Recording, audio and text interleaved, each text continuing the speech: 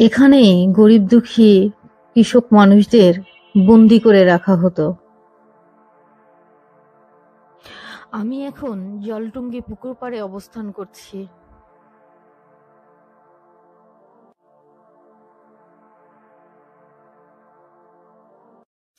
নাটোর রাজবাড়ির কথা শোনেননি? বাংলায় এমন মানুষ হয়তো খুঁজেই পাওয়া যাবে না।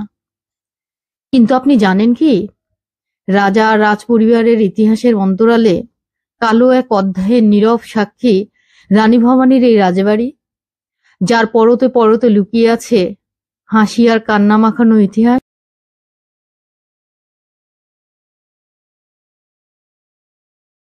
এখানকার পুকুর পাড়ের এই কাচারি বাড়িটির বাহিরের পরিবেশটা এমন মনোরম হলেও এর ভেতরটা যে গাঢ় কালো অন্ধকারে আচ্ছাদিত এক বেদনাবিধুর ইতিহাসের ঠাসা, তা কি আপনি জানেন? জেকে বসা এই অন্ধকারাচ্ছন্ন কক্ষটির ভেতরে আরো একটি মোটা লোহার গারদ রয়েছে। শুধু তাই নয়, এখানে আজও রয়েছে সেই আমলে একটি ফাঁসির মঞ্চ। এখানে আজও কান পাতলে দড়িতে ঝুলে থাকা মানুষের গুমরানোর আওয়াজ অনুভব করা যায়। হ্যাঁ দর্শক, শিউরে উঠার মতো পর্দার আড়ালে থাকা এক ভয়ঙ্কর ইতিহাস শিলা ক্যামিলিয়া ব্লগের পর্দায় আজ আমি আপনাদের সামনে তুলে ধরব। একই সাথে দেখাবো নাটোরের বিখ্যাত রানী ভবানী রাজবাড়ির কোথায় কি আছে সবকিছু।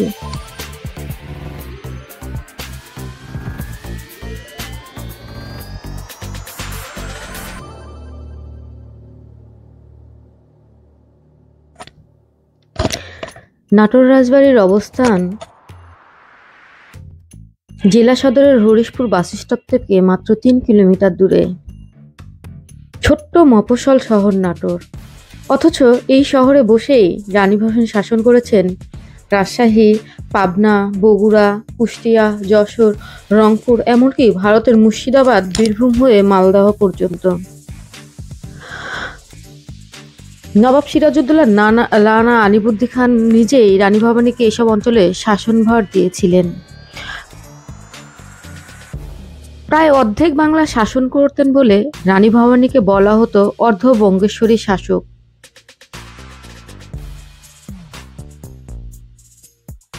বর্ণময় সৌন্দর্য আর ইতিহাসে ঠাসা প্রাচীন শহর এই নাটোর। এই শহরেই আজও আছে রানী ভবানীর এক জৌলুসে ঘেরা বিলাসবহুল রাজপ্রাসাদ। রয়েছে শান বাঁধানো পুকুরঘাট, আস্তাবল, চৌকিদারদের বাসভবন, পরিখা, মালখানা, মন্দিরের ঘণ্টা, সব কিছু। শুধু হারিয়ে গেছে সেই রাজত্ব।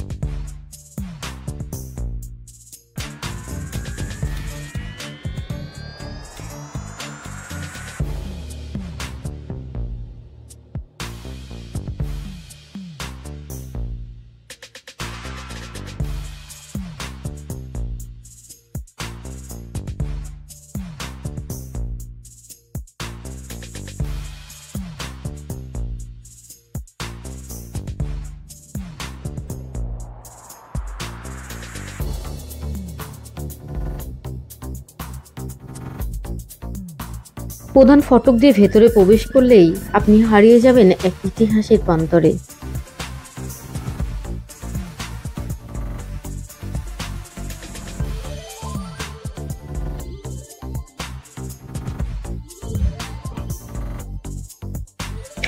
শুরুতেই হাতের বাম দিকে দেখতে পাবেন অসাধারণ এক ফুল বাগিচা।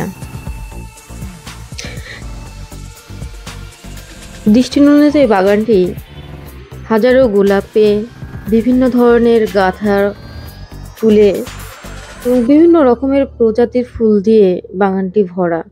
অনেক সুন্দর বাগানটি, দেখলে অবশ্যই আপনার ভালো লাগবে।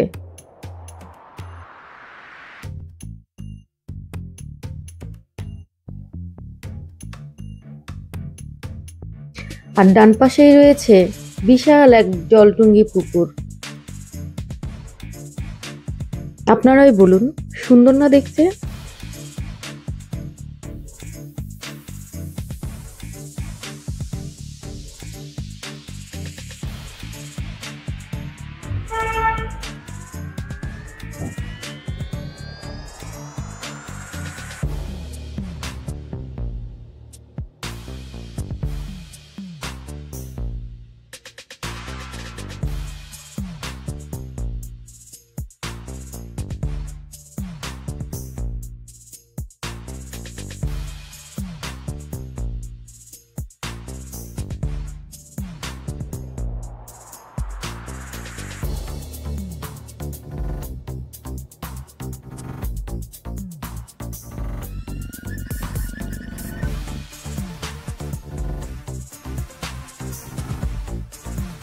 আর একটু সামনে এগোতেই হাতের বাম পাশে চোখে পড়বে এক অপূর্ব স্থাপত্য শৈলীর নিদর্শন, তারকেশ্বর শিব মন্দির। এখানে শিব আর কৃষ্ণের মূর্তি ছাড়াও রয়েছে 3 মাথা ও 5 মাথা বিশিষ্ট কালনাগিনীর প্রতিমা।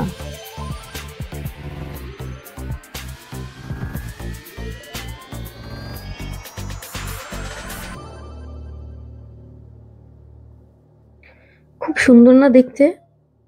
হ্যাঁ, এখানে প্রবেশ করলেই আপনারা ইতিহাসের অনেক পুরনো অনেক কিছু অনুভব করতে পারবেন, যেগুলো দেখতে ভীষণ ভালো লাগে।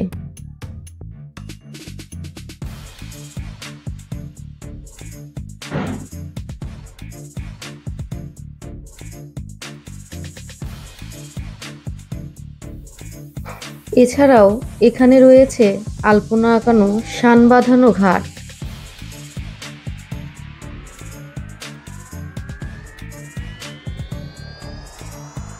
খুব সুন্দর পরিবেশ। এই যে শিব মন্দিরটা দেখছেন, এখানে একজন পুরোহিত রাখা হয়েছে। চলুন তার কাছ থেকেই এই ইতিহাসের কিছু বা তিনি যে কাজগুলো করছেন সেটা সম্পর্কে একটু জেনে আসি।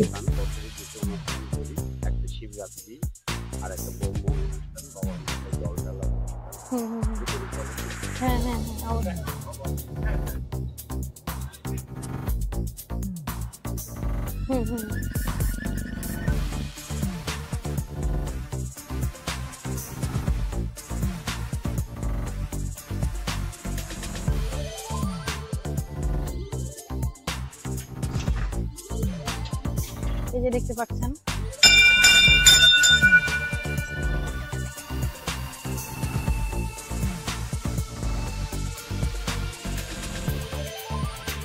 দেখতে পারেন খুব সুন্দর। এটা আমাদের স্মৃতি, এটা আমাদের ঐতিহ্য, এটা আমাদের কালচার। যখন মহারাজারা ছিলেন তখন এখানে খুব ভালো জাঁকজমক ভাবে এক সময় খুব ভালো পূজা পূজা অনুষ্ঠান হতো। হ্যাঁ, রাজধানী তারা নাই, কালের পরিবর্তে এখন আমরা জনগণ এটাকে সংস্কার করা বা এটা পরিচালনা করা সব আমরাই হিন্দু সম্প্রদায় বা সকল সম্প্রদায় মিলে আমরা এই পুরা স্টেটটাকে খুব সম্মানীয় দৃষ্টিতে দেখি, মহাতীর্থ স্থান বা জান্নাত হিসাবে, স্বর্গ হিসাবে আমরা এখানে দেখি। এবং পূজা পার্বণ আগের সেই নিয়ম অনুযায়ী পূজা পার্বণ করা, দেখাশোনা করা, সব অনুষ্ঠান হয়। দুটো পূজা হয়, 4টে কালী পূজা হয়, তারপরে নাম কীর্তন, অষ্টমীলা কীর্তন হয়, ওই বাবার শিবরাত্রি অনুষ্ঠান হয়, ব্রহ্ম অনুষ্ঠান হয়, 12 মাসে 13 পার্বণ পূজা, এখানে পূজা বাসন্তী পূজা হয়, জগন্নাথ দেবের রথযাত্রা হয়। এটা সব এই সামনে আসছে দিনগুলা অতীত হয়ে গেছে। সামনে আছে মাঘী পূর্ণিমা, এই আনন্দময়ী কালীবাড়ির পূজা 3 দিন ব্যাপী, 12 কালী পূজা, ওখানে ভক্ত সেবা, ভক্ত সেবা। তার 10 দিনের মাথাতে এটি শিবরাত্রি। এখানেও প্রচুর ভক্ত, হাজার হাজার মা বোনের ভক্তবৃন্দ আসে। হ্যাঁ, আমরা নিমন্ত্রণ করি, মাইকিং করে দিই, সকল সম্প্রদায়ের লোকজন আসে, আমরা সেবা করার ব্যবস্থা করি। ওই সময় প্রসাদও হয়, ভক্ত যেরকম হয় প্রসাদের ব্যবস্থাও সেরকম হয়। আর এই শীতেরটা পুরোটাই একটা অলৌকিক। এখানে মাইক তো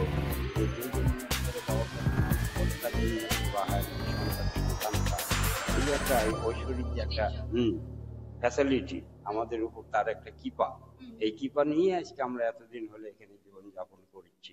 তার আশীর্বাদ নিয়ে এই মানুষ সেবাই পরম ধর্ম, মানুষের সেবা করি।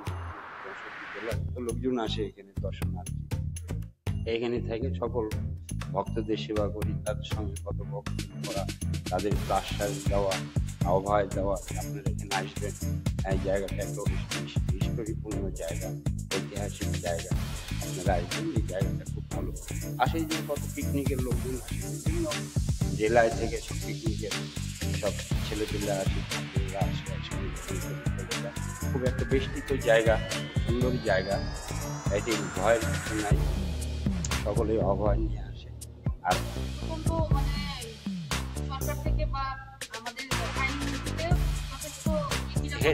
যথেষ্ট মানে ওনারাই তো পরিচালনা করে। হ্যাঁ, আমরা তো খালি মন্দিরগুলো পরিচালনা করি, ধর্মটা পরিচালনা করি, আর সার্বিক পরিচালনা জেলা প্রশাসক উনি নিজেই এটা তার লোকজন দিয়ে করায় বা দেখভাল সবকিছু নিয়মিত উনি করে। আমরা তো শুধু পূজা পার্বণ করি, মন্দিরগুলো দেখাশোনা করি যেন এখানে কোনো উচ্ছৃঙ্খল সৃষ্টি না হয়, কোনো খারাপ সৃষ্টি না হয়, না করতে পারে। এই জন্য আমরা সার্বিকভাবে কেয়ারটেকার হিসাবে এখানে দেখাশোনা। নমস্কার, জয়।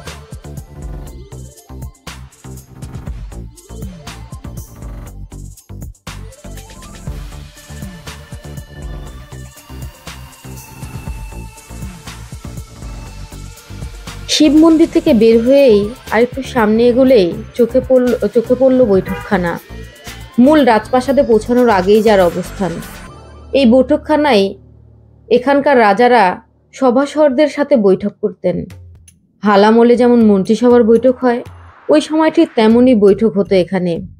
বৈঠকখানাটি দেখার মতো, অসাধারণ দারুণ সব নকশায় মোড়ানো। এখানকার প্রতিটি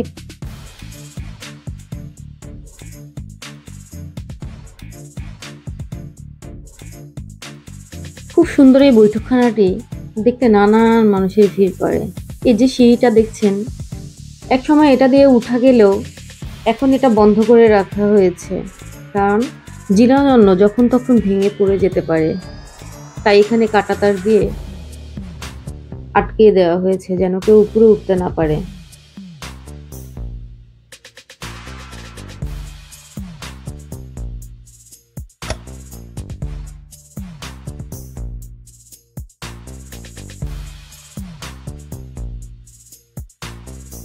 বৈঠকখানার পাশেই রয়েছে শ্যামসুন্দর মন্দির। নাটোর রাজবাড়ির সবচেয়ে দীর্ঘ স্থাপনা এই শ্যামসুন্দর মন্দির। চলুন ভেতরে গিয়ে দেখা যাক এই মন্দিরটা দেখতে ঠিক কেমন।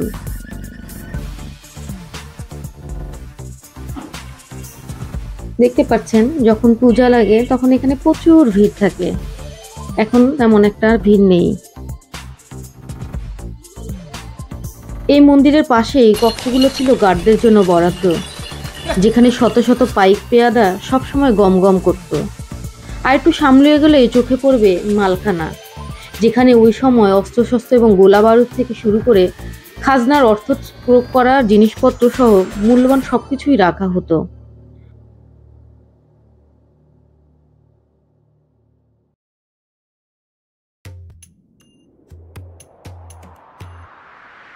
পর্দায় এখন যে প্রাসাদটি দেখতে পাচ্ছেন, এটি এখানকার সবচেয়ে নান্দনিক। নাটোর রাজবাড়ি বলতে মানুষ সাধারণত এই প্রাসাদটিকেই বোঝেন। অবশ্যই এই রাজবাড়িটি রানী ভবানী তৈরি করেননি, তৈরি করেছেন তার শ্বশুর রামজীবন। আসলে নাটোর বংশের গোড়াপত্তন হয় 1706 সালে। রাজা রামজীবন নাটোর রাজবংশের প্রথম রাজা। এই রামজীবনের পুত্রবধূই মূলত রানী ভবানী।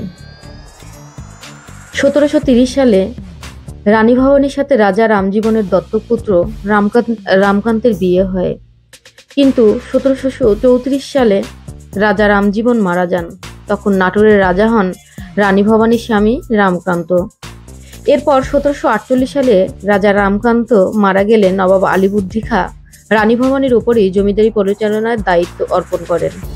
রানী ভবানী ওই সময় রাজবাড়িতে বসেই শাসন করেছে রন্ধভঙ্গ, কিন্তু এই প্রাসাদে রানী ভবানী বাস করতেন না।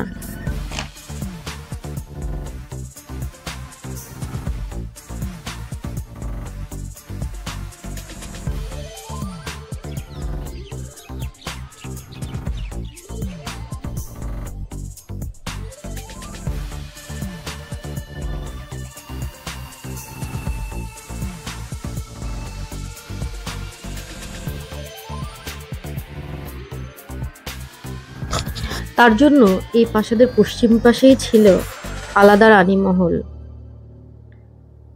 পর্দায় এখন যে ধ্বংসপ্রায় ভবনগুলো দেখতে পাচ্ছেন, এটাই ছিল রানীমহল। রানীমহলের জীর্ণ ভবনগুলো আজ খুবই নাজুক অবস্থায় পড়ে আছে। তবুও দেখলাম এখানে কিছু মানুষ জীবনের ঝুঁকি নিয়ে বসবাস করছেন।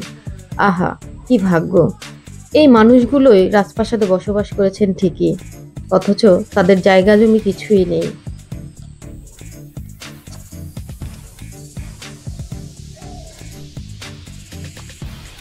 এই মহলের পাশেই রয়েছে চতুষ্কোণা মন্দির।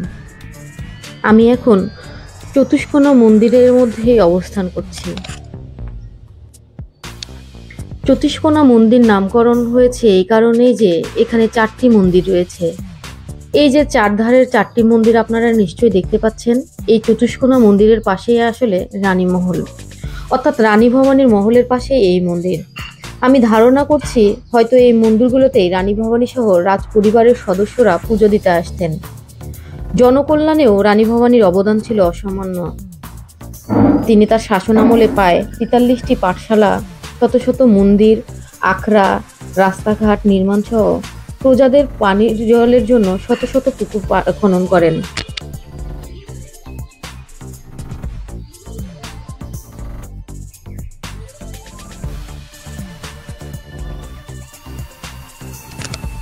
রানী ভবানীর শাসনামলে 1770 সালে বাংলায় এক ভয়াবহ দুর্ভিক্ষ দেখা দেয়। সময়টি বাংলার 1176 সাল হয়। এই দুর্ভিক্ষ 76-এর মন্বন্তর নামে সবার কাছে পরিচিত। মূলত অতিবৃষ্টি ও বন্যার কারণে কৃষি ফসলের ব্যাপক ক্ষতি হয়। সমগ্র দেশ জুড়ে চরম অর্থনৈতিক মন্দা দেখা দেয়। সেই দুর্ভিক্ষের প্রায় 1 কোটি মানুষ মারা যায়। রানী ভবানী ওই সময় প্রজাদের মাঝে বিনে পয়সায় চাল বিলি করেছেন। গ্রামে গ্রামে ঘুরে প্রজাদের চিকিৎসার জন্য নিয়োগ দিয়েছেন বৈদ্য। তিনিই প্রথম বিধবা বিয়ের গুরুত্ব উপলব্ধি করতে পেরেছিলেন। পরবর্তীতে ঈশ্বরচন্দ্র বিদ্যাসাগর বিধবা বিবাহের প্রচলন ঘটান। ইতিহাস থেকে জানা যায়, রানী ভবানী তার পুরো শাসনামলে প্রায় 50 কোটিরও বেশি অর্থ দান করেছিলেন। জনকল্যাণে ব্যাপক কাজ করার কারণে ইংরেজরা রানী ভবানীকে মহারানী খেতে ভূষিত করেন। দর্শক, নিশ্চয়ই আপনাদের মনে প্রশ্ন জাগছে যে এত জনকল্যাণে যিনি কাজ করেছেন তার রাজপ্রাসাদে ফাঁসির মঞ্চ কেনই বা ছিল কয়েদখানা? তাহলে কি মহানুভবতার আড়ালে রানী ভবানী প্রজাদের উপর অত্যাচার করতেন? না, প্রকৃত ঘটনা সেরকম নয়, বরং পুরোটাই উল্টো, করুণ এবং হৃদয় বিদারক। আসলে রানী ভবানীর ছিল 2 ছেলে এবং 1 মেয়ে, কিন্তু তার 2টো পুত্রই মারা যায়। বেঁচে ছিলেন তার একমাত্র কন্যা তারা সুন্দরী। পরবর্তীতে তিনি রামকৃষ্ণ নামের এক বালককে দত্তক নেন। 1802 সালে রানী ভবানী মারা যাওয়ার সঙ্গে সঙ্গে শেষ হয় তার 54 বছরের এক অবিস্মরণীয় শাসন। তখন এখানকার রাজা হন রানী ভবানীর সেই দত্তক পুত্র রামকৃষ্ণ। অবশ্য তখনও সবকিছু ঠিক মতো চলছিল, কিন্তু রাজা রামকৃষ্ণের মৃত্যুর পর এখানকার প্রাসাদগুলো ভাগ হয়ে যায়। রামকৃষ্ণের 2 পুত্রের মধ্যে বিশ্বনাথের অংশে পড়ে এই প্রাসাদ, যা তখন থেকেই বড় তরফ নামে পরিচিতি পায়।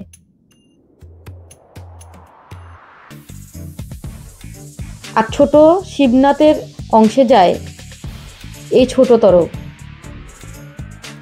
সেই সাথে শুরু হয় প্রাসাদ ষড়যন্ত্র। এক সময় এখানকার রাজা হন শিবনাথের পুত্র আনন্দনাথ। ঘটনাক্রমে ঠিক ওই সময়ই বাংলায় শুরু হয় নীল চাষ। এই অঞ্চলের মাটি নীল চাষের উপযুক্ত হওয়ার কারণে শুরুর দিকে ইস্ট ইন্ডিয়া কোম্পানি একচেটিয়া ব্যবসা করে। তাদের এই অধিক লাভ দেখে পরবর্তীতে ব্রিটিশ নীলকরেরা নীল চাষে বিপুল পুঁজি বিনিয়োগ করে। কিন্তু 1833 সালের দিকে নীল চাষ অর্থনৈতিকভাবে লাভজনক না হওয়ায় বাংলার কৃষকরা ধান এবং পাট চাষের দিকে ঝুঁকে পড়েন। কিন্তু যেহেতু নীল চাষে ব্রিটিশ নীলকরেরা অধিক টাকা বিনিয়োগ করে ফেলে, তাই তারা অত্যাচার আর নিপীড়নের মাধ্যমে নীল চাষের কৃষকদের বাধ্য করে। বাড়িয়ে দেওয়া হয় খাজনার পরিমাণও। যারা খাজনা দিতে পারত না তাদের উপর চলত কঠিন নির্যাতন। সেই সময় ইংরেজদের পক্ষে অবস্থান নিয়েছেন বাংলার রাজা এবং জমিদারেরা।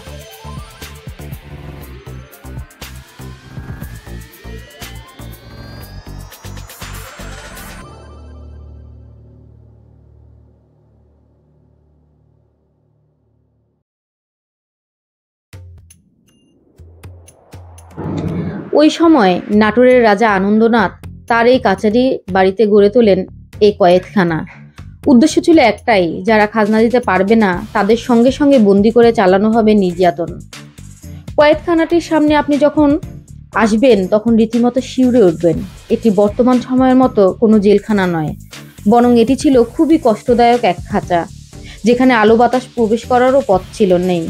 একদিকে অলাভজনক নীল চাষ করতে না চাওয়া, অন্যদিকে খাজনা দেওয়ার ব্যর্থতা। এই দুই অপরাধে এই কয়েদখানায় চলত কৃষকদের ওপর অমানবিক নির্যাতন। মূলত ওই সময়ে এখানে গড়ে ওঠে এই ফাঁসির মঞ্চ। এখানে বাংলার কৃষকদের ধরে ধরে এনে নির্বিচারে অত্যাচার চালিয়ে ঝুলিয়ে দেওয়া হতো।